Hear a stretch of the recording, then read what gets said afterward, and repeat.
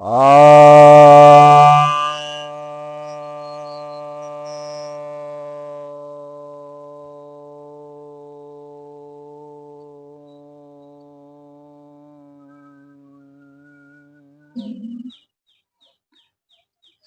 भक्तजनों को सप्रेम नमन।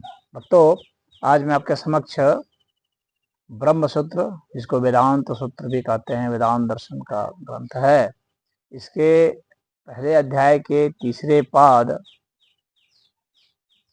के दूसरे सूत्र की चर्चा करने जा रहा हूं। तो इस प्रथम अध्याय के इस सूत्र में हम देखेंगे इसमें क्या कहा जा रहा है। परमात्मा के विषय में बादरायण ऋषि कहते हैं, बादरायण ऋषि जी का यह ग्रंथ है।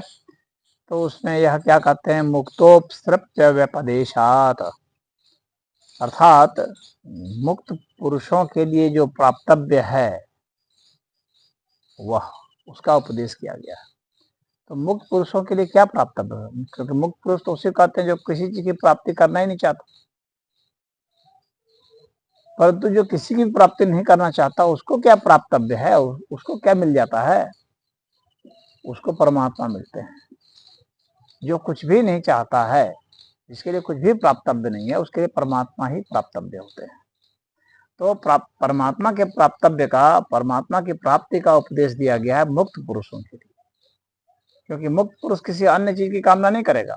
इसीलिए मुक्त पुरुष की जो भी कामना है वह परमात्मा को ही माना जाएगा। तो इस संदर्भ में यही कहा जा रहा है कि इसका अर्थ है कि यहाँ पर जो आत्मा का उपदेश दिया गया है वो वास्तव में आत्मा शब्द का जो प्रयोग किया गया है वह परमात्मा के लिए है, जीवात्मा के लिए नहीं है। जीवात्मा जो है वह परमात्मा की प्राप्ति का प्रयास करता है। जीवात्मा जब मुक्त होता है तो परमात्मा की प्राप्ति उसे होती है।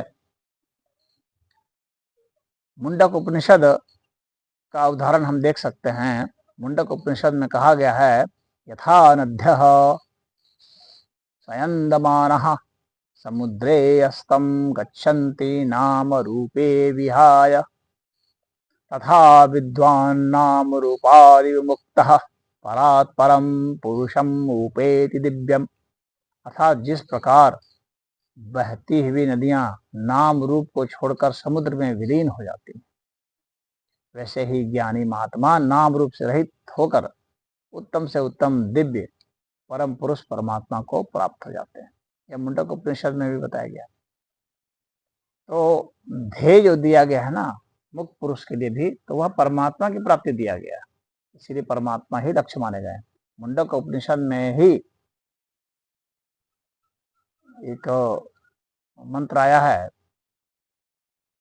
प्रणवो धनु शरो हयात्मा ब्रह्म तल्लक्ष्यम उच्यते अप्रमत्तेन वेदव्यम सर्वतन्मयो भवेत।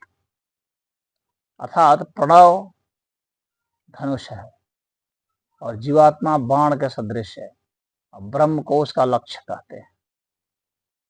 तो प्रमाद रहित होकर, यानी सावधान, सतत सावधान होकर के गलत कर्म से मुक्त होकर के मनुष्य के द्वारा वह लक्ष्य बिंधा जाने योग्य है।